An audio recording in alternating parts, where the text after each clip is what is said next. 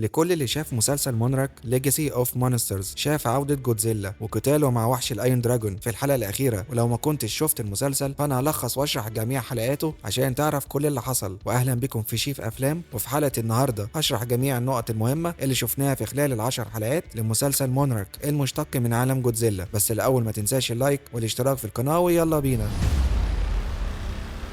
اولا المسلسل بيحكي عن بدايه تاريخ مؤسسه مونراك، المؤسسه اللي شفناها في افلام جودزيلا وكونج، وبنعرف انها بتراقب الوحوش وعارفه اغلب اماكنهم. وهنا في احداث المسلسل بنعرف ازاي المؤسسه نشأت ومين انشأها، وبنتنقل في الزمن في حقب زمنيه مختلفه على حسب الاحداث. ومن بدايه الحلقه الاولى من المسلسل بنرجع لسنه 1973 من احداث فيلم كونج سكال ايلاند، وبنشوف بيل راندا وهو يسجل رساله فيديو لحد عشان يقول له انه هيموت، لكن هيحاول يوصل له شنطته الخاصه اللي فيها إرثه، بمعنى كل المعلومات والمعرفة عن الوحوش اللي جمعها وعرفها على مستوى سنين طويلة. ونشوف بيل راندا وهو يطارد وحش عنكبوت اسمه ماذر لونج ليجز، لكن في وحش تاني يتدخل ويشتبك مع العنكبوت معروف باسم مانتل كلاو. بعدين شنطة بيل راندا بتسرح في البحر بعد ما رماها عشان يتم اكتشافها من صياد على مركب في بحر اليابان عام 2013. بعدين في 2015 بنشوف كيت بتوصل لليابان وهي جاية من مدينة سان فرانسيسكو،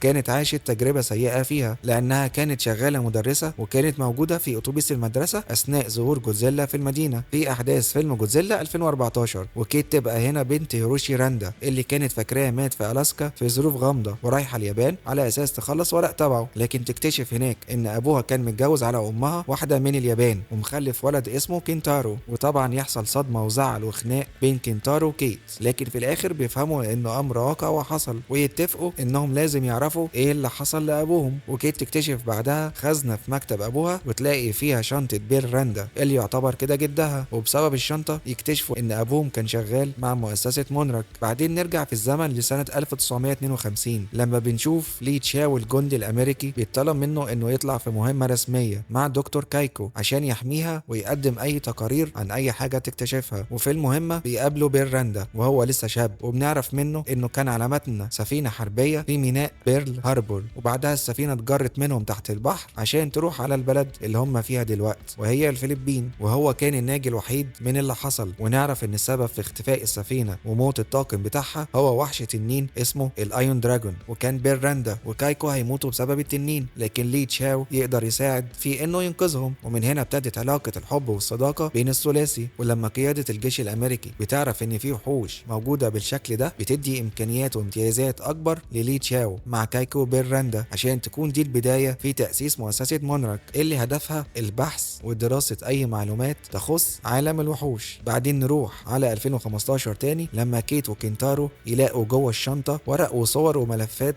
وزي شرايط فيديو قديمة، وكينتارو ياخد الحاجات دي كلها عشان يوريها لصديقته ماي. وماي محترفة في الكمبيوتر والبرمجة والهاك، وهي عايشة في اليابان عشان هربانة من الشركة اللي كانت شغالة فيها في قسم البرمجة واللي اسمها AET، ودي شركة شغالة في نوع من البرمجة العصبية. وكان حصل خلاف بينهم مع ماي، وماي مسحت كل اكواد البرمجة اللي عملتها ليهم وهربت. ولما ماي بتقدر تفك شفرة الملفات اللي جابها لها كينتارو على الكمبيوتر يشوفوا صور الوحوش وصور لبيل راندا وكايكو في مواقع كتير، لكن يجي تنبيه لمؤسسة مونراك بان في حد فتح الملفات المشفرة ويبعتوا حد من تبعهم على اليابان عشان يجيبوا الشنطة والملفات، لكن بيفشلوا وكيت وكينتارو يهربوا منهم. وقبلها كينتارو كان شاف صورة للعقيد لي تشاو في ملفات بيل راندا، ويعرف انه موجود في مصحة لكبار السن، ويقرروا كلهم انهم يروحوا ليه لانه كان عارف ابوهم وممكن منه يعرفوا هو حصل له ايه. وبالفعل كلهم يزوروه في المصحة، وبنشوف العقيد لي تشاو كبير في السن لكن بصحة كويسة جدا على راجل مفترض انه في التسعينات، وشكله يوحي انه اصغر من كده. ولما يعرفوه ان ابوهم هيروشي راندا اختفى في الاسكا، فتشاو يقرر انه يهرب من المصحة وياخدهم على الاسكا على امل انهم يعرفوا ايه اللي حصل لهيروشي هناك. بعدين الاحداث ترجعنا تاني بالزمن عشان نشوف بداية مونراك عن طريق كيكو وبيل راندا لما البنتاجون يقرر انه يمولهم بالفلوس، وكمان يحط تحت تصرفهم يورانيوم مشع عشان يقدروا يستدرجوا حد من التايتن، لان كيكو عرفت ان الوحوش بتتغذى على اشعة اليورانيوم. وفي سنة 1954 قيادة الجيش الامريكي بتستغل ده عشان يجربوا يستدرجوا احد التايتن باليورانيوم المشع على احد الجزر بهدف ان اي حد يظهر يفجروا القنبلة النووية بيه، وحظهم يكون حلو عشان جودزيلا هو اللي يجي بنفسه على مكان القنبله النوويه، وبالفعل يفجروا الجزيره بيه لما يشوفوه ويفتكروا كده انهم قضوا على جودزيلا. وكيكو تبقى حزينه لانها كانت عايزه تفهم اكتر عن التايتنز وتعرف هم مين وبيجوا منين. بعدين نروح تاني في 2015 لما تشاو يقدر يوصل كيت وكنتارو وماي لألاسكا ويلاقوا آثار لهيروشي هناك، وبكده يعرفوا انه حي ما ماتش، لكن يخرج وحش عليهم من تحت الجليد معروف باسم فروست فارك، وده بيقدر يستخدم قوة الجليد في انه يجمد اي حاجة حواليه ويقدروا يهربوا منه بأعجوبة قبل ما يموتهم. وبعدها مؤسسة مونراك تقدر تمسكهم بس تسيب الثلاثي ماي وكيت وكنتارو اللي قرروا بعدها انهم يروحوا على امريكا في سان فرانسيسكو مكان الظهور الاول لجودزيلا للناس عشان يدوروا على اي حاجة تعرفهم خط سير ابوهم. والعقيد شاو يهرب من مونراك عن طريق واحدة كانت شغالة معاهم، بس هي كانت زهقت من اسلوبهم وقررت تمشي ورا اسلوب تشاو ويروحوا ورا كيت وكنتارو ومي عشان نعرف انهم لقوا خريطة في مكتب ابوهم تعرفهم ان هو ماشي على خط معين، وان الخطوة الجاية بتاعته هتكون في مكان في افريقيا في صحراء الجزائر بالتحديد، وكلهم يروحوا على موقع الخريطة هناك. ونرجع تاني في الزمن عشان نشوف كيكو وبيراندا في اليابان، وهناك بيقابلوا عالم اخترع جهاز يقدر يعمل محاكاة لأشعة جاما، وده معناه انه كده يقدر يستدرك اي تايتن. وبالفعل يظهر جودزيلا ليهم من تحت البحر، وتشاو وراندا وكيكو يتفاجئوا ان جودزيلا لسه حي ما ماتش، وكيكو تكون اكتر واحدة مبسوطة. بعدين نرجع تاني لأحداث صحراء الجزائر ونشوف ان هيروشي راندا عايش ومعاه جهاز محاكاة أشعة جاما، وكنتارو وكيت يشوفوه ويشاوروا ليه وهو شاور ليهم بانهم لازم يبعدوا، وبيتفاجئوا ان جودزيلا بيظهر ليهم من تحت رمال الصحراء ويبصوا لهم نظرة واحد متضايق ان في حد صحاه من النوم ويمشي من قدامهم. بعدين ماي تتخطف من الناس اللي هي كانت شغالة معاهم وهربانة منهم، لكن كيت وكنتارو يقدروا يضغطوا على مونراك عشان ترجع مي. وبنعرف ان شركة AAT بتتعاون في البرمجة العصبية مع شركة ابيكس للابحاث اللي شفناها عملت الميكا جودزيلا. والعقيد شاو ياخد الناس اللي معاه ويستولوا على متفجرات كتير من احد قواعد مونراك عشان نشوفه بعد كده بيروح بيها على ألاسكا مكان تواجد وحش الجليد، ويقدر يعمل كمين ليه ويفجره ويفجر معاه الفتحة اللي جاي منها واللي غالبا بتودي على الارض المجوفة، وبكده وحش الجليد بيموت.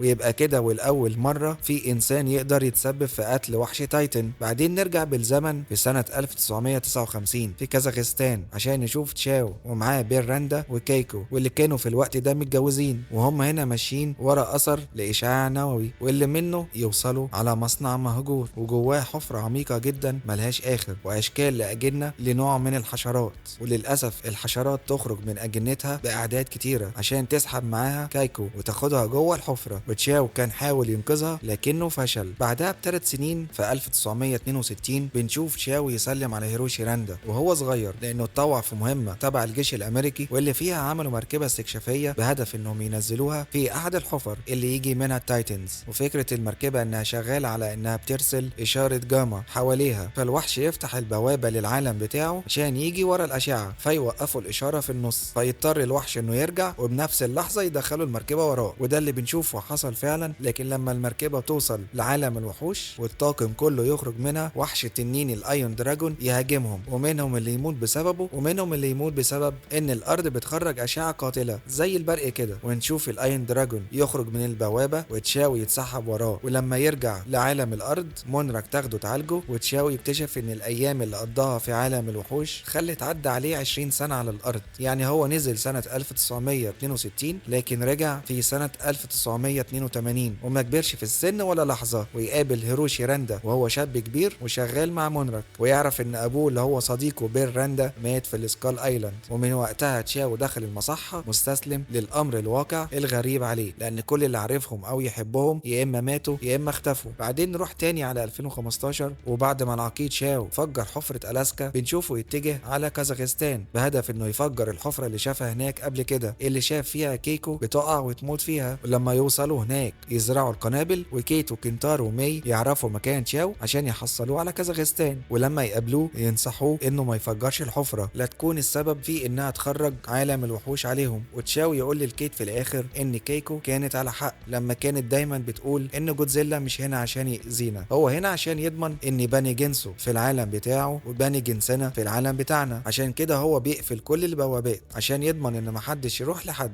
لكن الوحش الحشرات الحفرة يخرج والمتفجرات تنفجر وهم موجودين، وبعدها نشوف ماي وكيت وتشاو يقعوا في الحفرة ويلاقوا نفسهم في عالم الوحوش، ونكتشف ان المكان ده مش الهولو ايرث، ده مكان بين عالم الارض وعالم الارض المجوفة. وكيت تتصدم لما تصادف كيكو اللي هي جدتها، بس كيكو لسه شباب زي ما هي. وتشاو يعرف ان كيكو موجودة ويستخبى ورا شجرة عشان ما يصدمهاش بشكله، ويشرح لها اللي حصل ويفهمها انه عدى زمن كتير عليه. وكيكو تقول له انها هنا من 57 يوم بس على حساباتها. وبعد ما تفهم اللي حصل لتشاو بتعرف ان دلوقت هم في 2015، وبنفهم ان ده حصل بسبب تشوش الجاذبية في عالم الوحوش. وبكده كيكو عدى عليها 56 سنة. وبتعرف من العقيد شاو ان بير راندا جوزها مات من زمان، وان ابنها هيروشي كبر واتجوز، وان كيت هي حفيدتها. ولو لاحظنا شكل العالم اللي هم فيه فهو زي مقسوم بين اللون الازرق واللون البرتقالي، حاجة كده بتمثل الفرق بين عالم جودزيلا وعالم كونج. وكيكو بتسمي العالم باسم اكسس ماندي بمعنى العالم اللي بين عالمين. وتشاو يقترح بعدها انه يقدر يخرجهم من هنا عن طريق المركبة اللي كان جه بيها من زمان ويروح على مكانها ويقدر يشغلها، لكن حظهم السيء الايون دراجون يهجم عليهم، وتشاو يحاول يشتته ويشغل المركبة عشان كانت اتعطلت. وفي اللحظة الأخيرة نشوف دخلة المنقذ جودزيلا على أنغامه الموسيقية اللي بنحبها، ونشوف صراع بين الثنائي على من الأقوى بين جودزيلا وتنين الأيون دراجون. وبعد شوية أكشن وضرب في بعض جودزيلا يهزم ويقتل الأيون دراجون ويرمي باللي باقي منه في البوابة اللي توصل بين العالمين، وده يخلي المركبة تشتغل وتدخل البوابة. لكن العقيد شاو ما يلحقش يركب ويضطر يضحي بنفسه عشان كيكو تعيش. وبعدين نشوف المركبة بترجع على الأرض على مكان في السكال ايلاند، وفي انتظارهم كينتارو وهيروشي راندا. وطبعا هيروشي يبقى مش مصدق لما يشوف امه كيكو معاهم، واللي هو حاليا يعتبر اكبر منها في السن. وكلهم يكتشفوا انهم دلوقتي في 2017، يعني كمان عدى عليهم سنتين وهم هناك. ونعرف ان اللي بيدير الجزيرة حاليا شركة ابيكس للابحاث مش مؤسسة مونرك، لان مؤسسة مونرك كنا شفناها هي اللي بتدير الجزيرة في 2019. فتوقعي هيكون في جزء تاني من المسلسل يشرح الفترة بين 2017 و2019، وهنشوف فيه صراع بين مونرك وبين شركة ابيكس واللي كانت مسؤولة عن عمل ميكا كودزيلا. والمسلسل هنا بينتهي باننا نشوف كونج وهو يخبط على صدره كنوع من اظهار القوة. في الاخر تعال اقول لك على شويه نقط مهمه من المسلسل. اول حاجه عرفنا طبعا ازاي نشأت مؤسسه مونرك، وان السبب فيها هو الثلاثي كيكو بالراندا والعقيد شاو. 2 شفنا اكتر من وحش تايتن في احداث المسلسل، زي وحش العنكبوت ووحش المانتل كلاو على السكول ايلاند ووحش الجليد واللي يعتبر اتقتل بسبب شاو. ودي اول مره نشوف فيها عنصر بشري يقدر يتفوق على حد من وحوش الكايجو. وشفنا الوحش الحشره، وطبعا وحش تنين الاين دراجون، وملك الوحوش جودزيلا ومعاه كونج. 3 عرفنا ان في عالم للوحوش غير عالم الارض المجوفة، والعالم ده اسمه اكسس ماندي، وده عامل زي نقطة تلاقي بين العالمين وفي شكل اورنج على ازرق، كنوع من تمثيل لعالم كونج على السكال ايلاند اللي كان لونه اورنج. واللون الازرق هنا بيمثل قوة وطاقة جودزيلا اللي بيستمدها من الارض المجوفة. 4 عالم الاكسس ماندي ليه جاذبية مختلفة وبيسبب اختلال في الزمن زي افلام كريستوفر نولان كده. 5 واخر حاجة المسلسل ابتدى بمشاهد من فيلم كونج سكال ايلاند، وانتهى اننا بنشوف كونج وهو في السكال ايلاند.